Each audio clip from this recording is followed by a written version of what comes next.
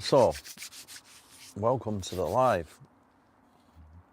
I was back dabbling in filling out my, I just spilt that, filling out my Jordan Peterson's self-authoring program. So I've done most of it, but you can always keep going back and editing. And in the future authoring, the first part of it, so the way it works is you've got the past authoring, right, which is all,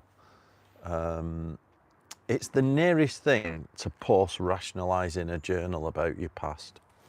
Obviously, I use a journal because I like writing in the moment, and when you use a journal, you write in the moment, you're capturing events at that time, so they're very accurate. But if you think about the past, you kind of rewrite it based on where you currently are. So, Jordan, the past authoring is quite good, the way it prompts you, at giving you probably the best stab of post-rationalising your past on paper, which is almost like a it's like a written journal in a way.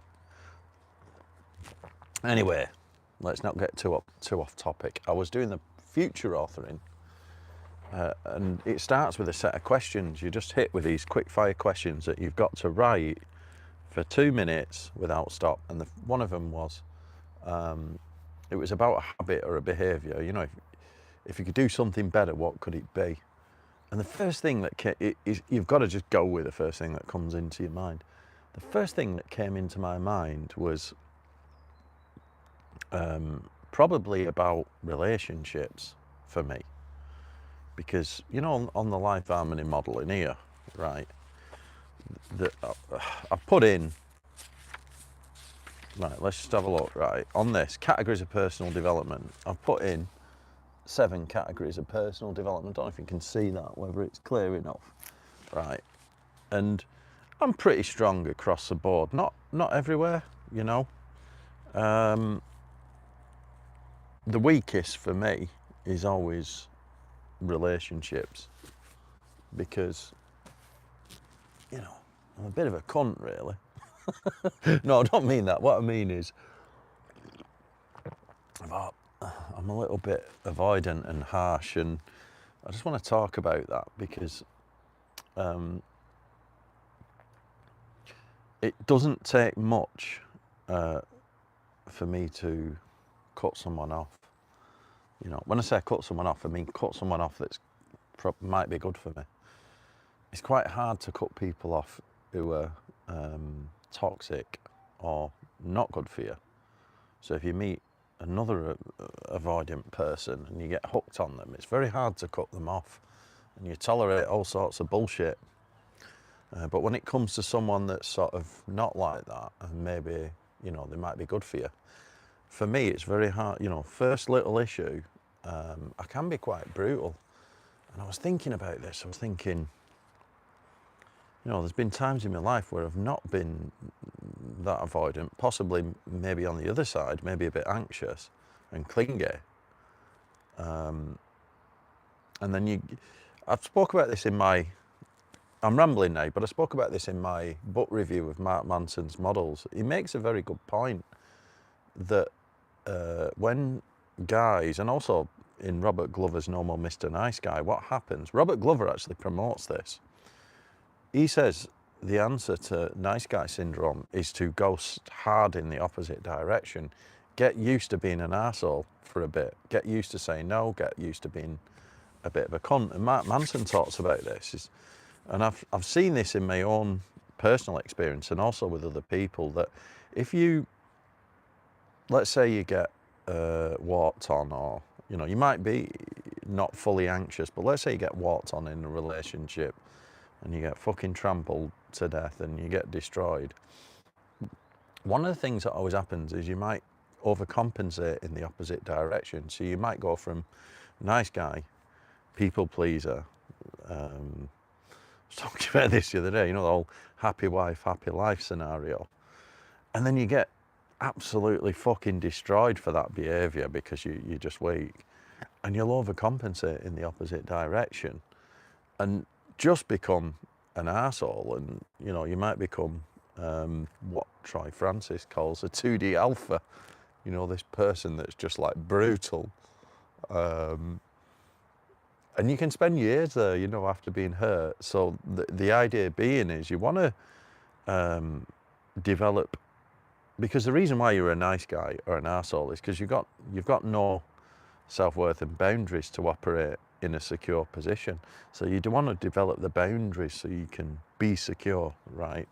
And it's very difficult to understand what that means, you know, unless you've had that kind of upbringing and, or, you know, you've had lots of experience of operating secure. It's very difficult to know quite what that means. So you might oscillate between the two, you know, nice guy syndrome, arsehole, alpha boy. And it's like, you don't know what secure looks like. So this is why my default reaction was always be the arsehole. You know what I mean? It's like, well, you're not comfortable there, so you just be a cunt because it's protective. It's like a shield. But going through life like that will get you nowhere. So, hi Marty, how you doing? Yeah, just thank you very much. So, I was talking to Roberto about this because, right, I've had a few scenarios throughout my life. I remember going on a date once. Well, I went on a few dates with this girl. I really liked her, and you know, it was very beautiful and all that, and we were getting on really well, and there was really good energy. And then out of nowhere, right, was going to my car, and out of nowhere, I just walked round to the driver's side, and she just fucking stood there, right, looking at my car, like for me to open the door for her, right? And anyway, she's Eastern European. It's quite normal, you know, in Eastern Europe. You want to open the door. Chivalry's, you know, I don't believe in full chivalry, but things like opening doors and stuff, and you know, you're the man. I'm all right with that, especially with the Eastern Europeans. But I remember she stood there. But the problem is, I'd already gone round to my side of the car, so I was like, "Oh, just open the fucking door. You know, you're not incapacitated." So she opened the door, got in, because she knew that if I was there, I'd definitely do it. But the fact that I'd already walked around and got in the damn car, I thought it was overkill anyway, which it was. So she kicked up this bit of a fuss and went in this mood. We drove off, and then I could just notice the mood she were in. And we stopped. I think I was dropping her off. Or I stopped outside hers. And I was just sort of teasing her a bit, like, 'cause I could tell she were in a bit of a mood. And I like that. You know, I'm sadistic like that. I like to piss people off. So, yeah, so I was just there, and we pulled up, and she shouted at me in Ukrainian, right? Just, ah! I was like, oh, fucking hell. Like, and I was like, oh, bloody hell, right, okay. And then she said in English, like, you didn't open the door for me. I asked you not. And I just went, okay. She got out of the car, never spoke to her again. I was just super brutal on it, right? And then I thought, did I overreact there? To never speak to her again because of that. Did I overreact? It's not the only time. Anyway, that was a while ago, you know, a long time ago. And there's been other situations like that, you know what I mean? So I was speaking to Roberto about this. How are you doing? Romans 10:9 states that if you confess with your mouth that Jesus is Lord and believe in your heart that God raised him from the dead, you'll be saved. Thank you very much. I like that. How are you doing? Yeah, so back to the topic, right? I was speaking to Roberto about this. And he basically said, like, because what I was saying was like, you know, my life's pretty good. Like, I mentioned it in a live the other day, you know, my life's pretty good. Like, I don't need anything, right? I could just carry on being, you know, just looking after myself, being a bit avoidant and, you know, not taking any nonsense and stuff. I don't need, oh, there's 2 squirrels running along. That's pretty cool. Like a family of them running along the fence. Anyway, yeah, I could just like carry on through life. We don't need relationships and things, you know what I mean? It's easier not to have one, because I can just train when I want, get up when I want, do what I want, go to the gym when I want, go where I want, date when I want. I don't need anything, a relationship. So I just thought I could either carry on doing that. And I was speaking to Roberto and he said, well, they take work. Rather than just always looking, yeah, you can just be happy yourself. Or if you want to get into some kind of relationship, then that's going to take work and vulnerability on your side. And I think that's true. I think if you end up being super avoidant like that and just taking any no nonsense, then you'll probably never end up developing anything. You've got to take a risk. So really what I should have, in that scenario, obviously it's long gone, but in that scenario, I should have messaged her and said, listen, I don't really, whatever, just say a bit like, I don't appreciate how you're shouting at me, you know what I mean? Blah, blah, blah. And just kept it going, you know, reached out and being vulnerable. And sometimes it's like, you might think, well, it's weak, you should just walk away from anyone who treats you like shit. You know, the old, be a bad boy, be an alpha, don't take no nonsense. Yeah, but that's just avoiding developing any kind of connection. So sometimes, yeah, you have to, and this is what I mean. If you think about that scale, like you've got the nice guy, people pleaser over here, you know, on the anxious side, anxiety, and then the avoidance side, you've got the alpha bad boy. If you want to be in the middle, you've got to have a little bit of mix of both. So you need to have good boundaries and self-worth. So you've almost got to have like, you can tolerate some certain things, but when you see something, call it out and whatever, but be vulnerable enough to, you know, if you think it's worth developing a relationship with that person, yeah, there's going to be little bits and pieces. I'm not saying be walked over, but you've got to fucking risk it. You know what I mean? You can't just walk away and just ghost them just out of nowhere just because they shouted at you. Right, okay, true. One has to ask himself, what is the least amount of things I need to be happy? Yeah, for sure. For example, even as a Christian, Bennett mentioned 10:9. Believe in Jesus as your Lord and Saviour is the least. Yeah, I think what you're getting onto there, yeah. I'm not super religious like that. I have explored it. But if you're super religious, which it sounds like, you've got this primary relationship with God, haven't you? That's super powerful. And it's almost like, I think that is like having boundaries in a way. Maybe, correct me if I'm wrong, right? Let me just explain. You're comfortable with that relationship.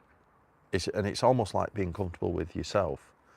And if you think, when you're secure, you're comfortable in your own skin with yourself, where you don't really care what, well, you do care, but you're okay whatever happens. So even if you risked, in that scenario, messaging that girl again, telling her what you thought, rather than just ghosting her, you're all right with either outcome, you know, because even if she's sort of fed up with you, you're like, yeah, okay, fine, you know, and that's it. It's like what Mark Manson said in his book when I put the link down below, put a few links down below that are in the description that are relative to this conversation. I've got the Mark Manson Models review, where he talks about risking vulnerability, but being okay with all outcomes, right? That's down there. That's probably my best video. I've got another one on dating avoidant women, which is done really well. Something that I've always suffered with. That's a good video to watch. And then the other one is integrate your shadow, or you'll end up dating it. So that's a good one, because in there, I talk about. It's the book Getting the Love That You Want by Havel Hendricks and Helen Hunt. It is a good book. Some of these books, you know, the whole alpha bad boy red pillars will not read because they're not interested in changing from that position. They're just going to stay super hardcore on the avoidant side. So they won't read this stuff because they don't want to integrate the shadow. So if you think about shadow integration, it's your shadow is the missing part of you, right? So if you're super avoidant, the missing part of you is risking vulnerability, risking connection. You know, that fear of getting hurt is an avoidant thing. So you don't risk creating a meaningful connection. You don't risk vulnerability, and it's being more loving. It's risking being more loving, and you could say end up tolerating all the things and little behaviours and stuff like that because that's part of a relationship. So risk being in a relationship would be your shadow. And in the book, Getting the Love That You Want, you talk about the missing part of you, which is your shadow. So you've got to integrate that. So how do you do it? Well, if you're super avoidant and super hardcore, you know, the 2D alpha, the bad boy, you've got to risk being more vulnerable and, you know, risk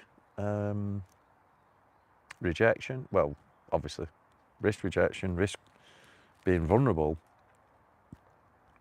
and risk creating a relationship, you know.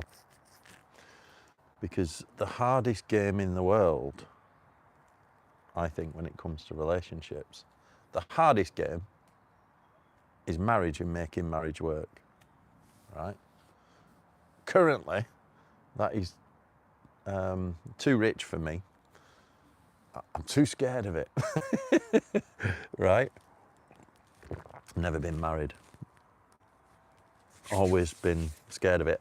And look, there's the fear in terms of your heart and getting hurt.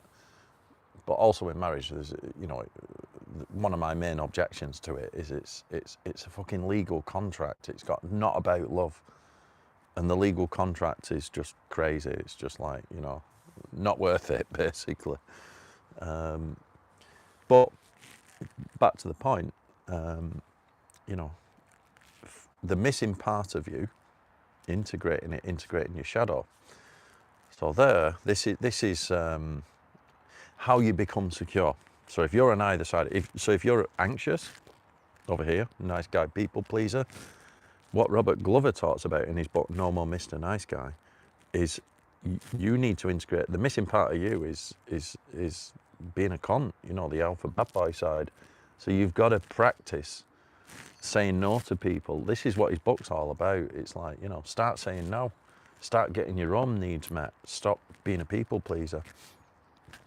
You've got to risk so you've got to integrate that part of your shadow. That's the missing part of you. So you've got to risk doing that, and then slowly the idea is this is why you have to overcompensate. No matter which side you're on, if you're a nice guy, you've got to overcompensate by being an arsehole for a bit.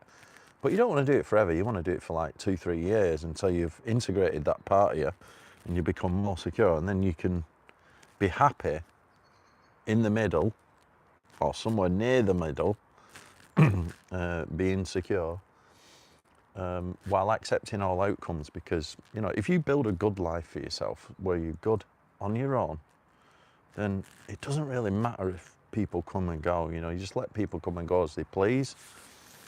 That's how to be. Personally, I think as a guy, you're better off operating right avoidant side of secure. Not far, but slightly avoidant. Because I think that a few of those dark triad avoidant type behaviours are very masculine. They're very masculine, and they're very I'm going to get to your comments in a minute. They're very masculine and they're very attractive too. You know, and as a woman, you want to be anxious side secure, because that's very feminine. You don't want to be miles apart. You know, the idea of being is, if you're super avoidant or a super alpha bad boy, you tend to attract this, because I've been there, you know, very, very anxious woman, because, you know, I've talked about this on like a polarity scale. If you imagine there's a polarity scale from like 1 to 10, right? Number 1 is very, very anxious. Number 10 is very, very avoidant.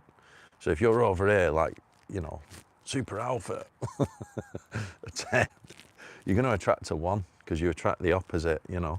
And if you're like a 7, you'll attract a 3 and stuff like this. So, you know what I mean? The more, I'm not saying you want to go feminine, but you still want to stay masculine. So that's why you want to be avoidant side of secure, but not crazy where you won't risk having a relationship. You know, all these hardcore 2D bad boys, you know, they're all, a lot of them just do short-term dating, like, you know, every 2 weeks get a new girl or whatever, because they're avoiding creating a connection. They don't even want a girlfriend, you know. Apparently, you know, the hardcore red pillers think having a girlfriend is purple pill. Have you ever heard of that term? Anyway, let's have a look at some of these comments. Right, no, I wasn't evangelizing, I was just converting others. Right, okay. My point is, in life, you need a threshold. You need a threshold, realistic boundaries. For example, instead of buying that luxury car, buy a good SUV. Yeah, okay.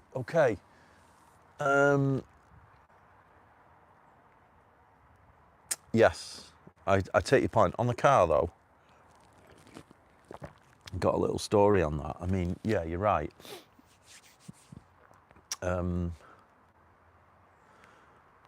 Yeah, I think what you're trying to say is live within your means, which is, you know, when I said at the start that out of the 7 areas in here, the 7 categories of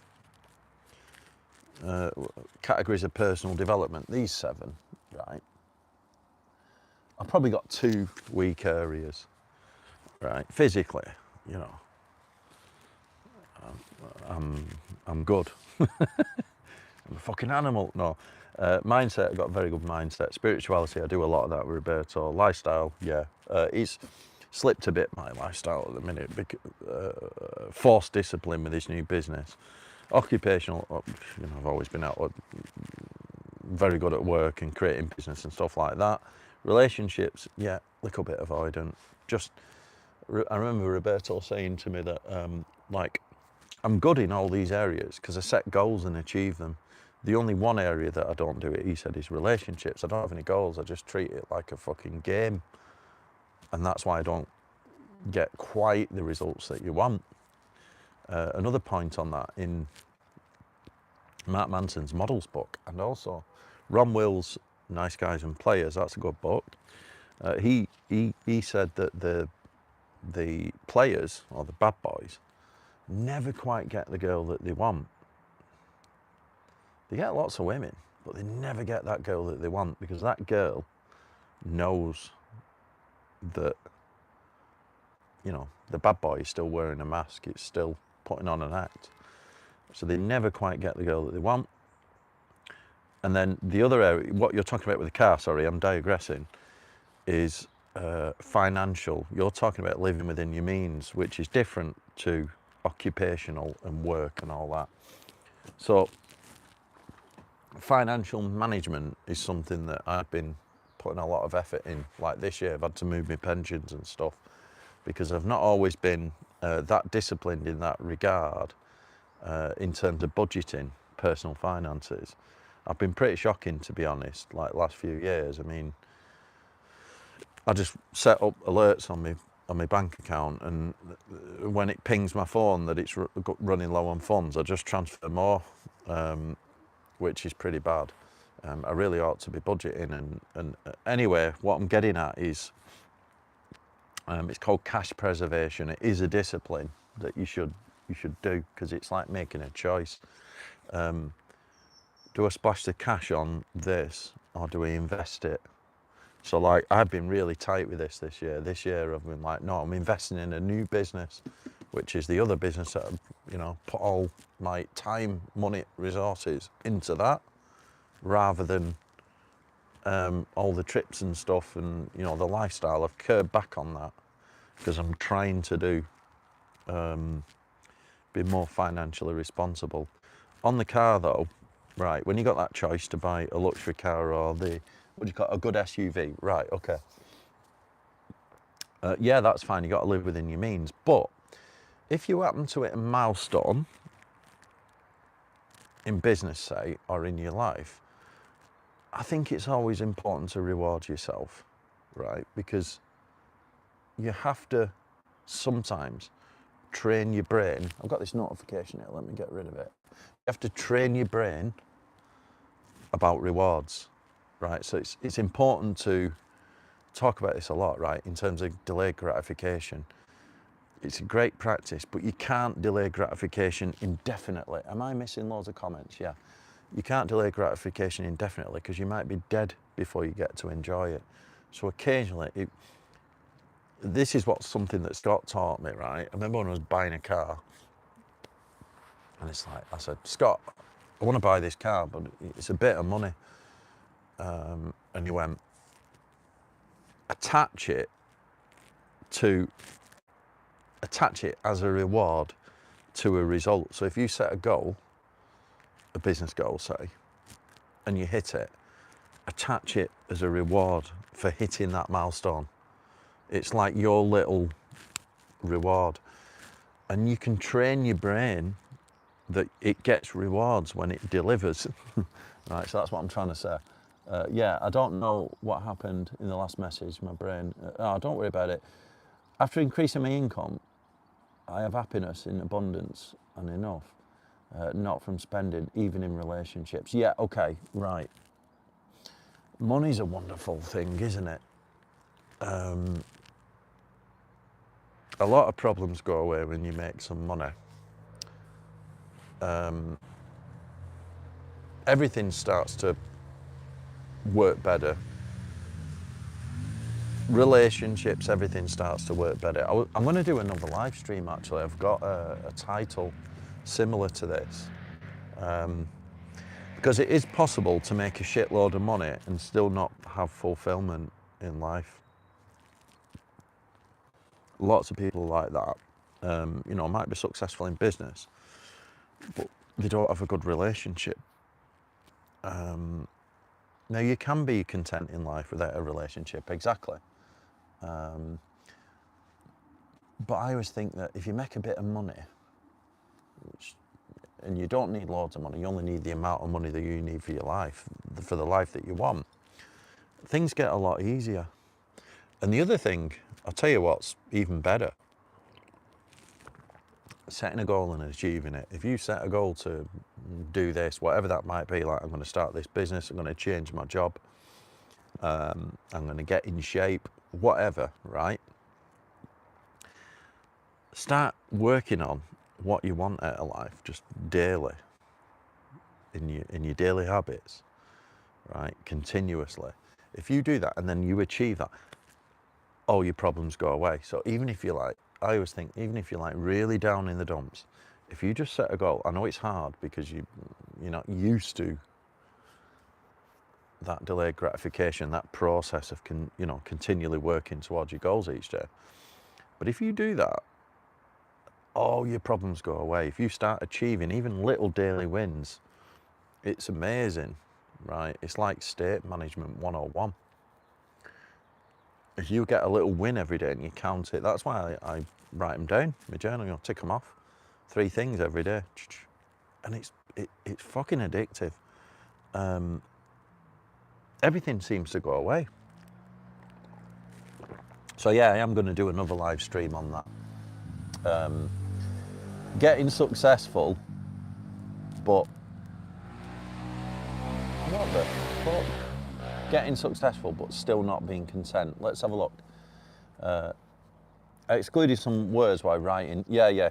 Is there a word limit on the comments? I think what you mentioned in gratification is personal. I agree. I grew up very poor. I'm in the 1% of my age. Right, okay. but I don't spend. That's really good.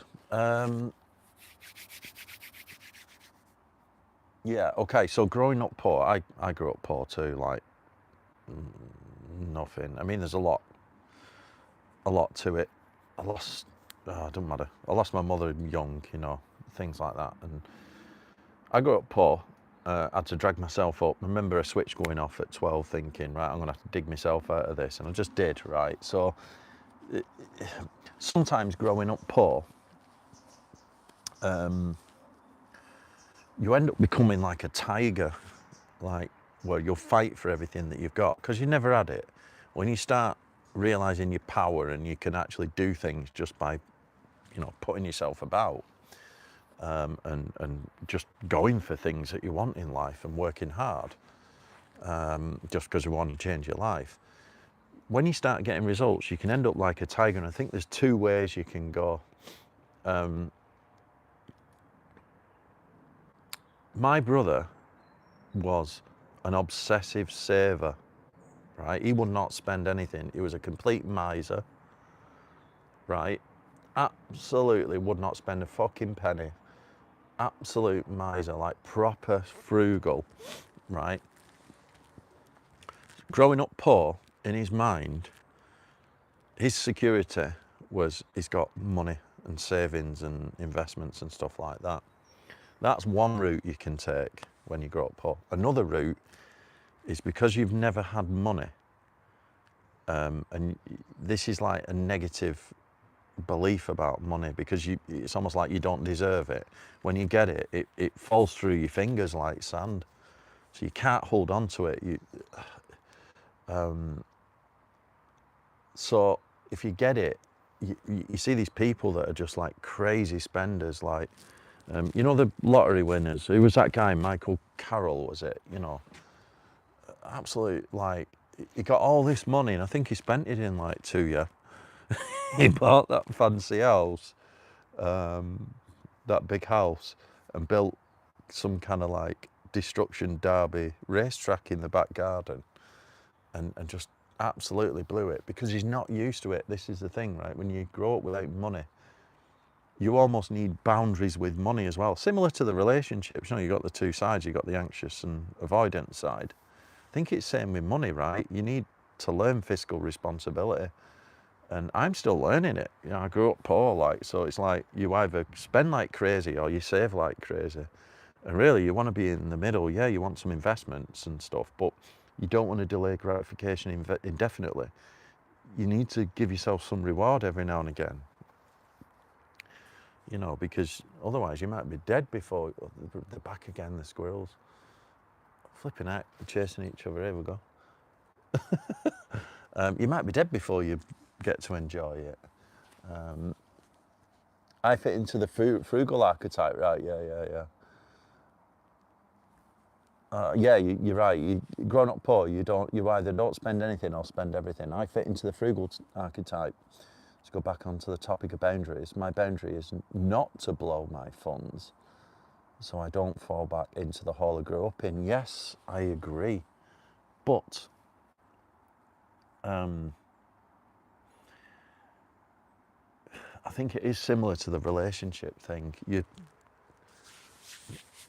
holding on to that money is almost like the equivalent in relationships of being super avoidant.